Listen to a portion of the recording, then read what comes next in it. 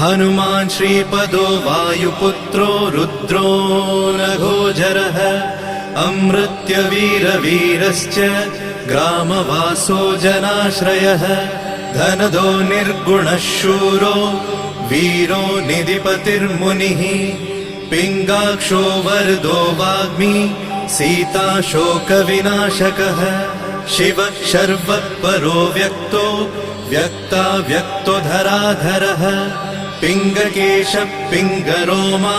श्रुतिगम्यः सनातनः अनादिर्भगवान् देवो विश्वहेतुर्जनाश्रयः आरोग्यकर्ता विश्वेशो विश्वनाथो हरीश्वरः भर्गो रामो रामभक्तः कल्याणप्रकृतिस्थिरः विश्वम्भरो विश्वमूर्तिर्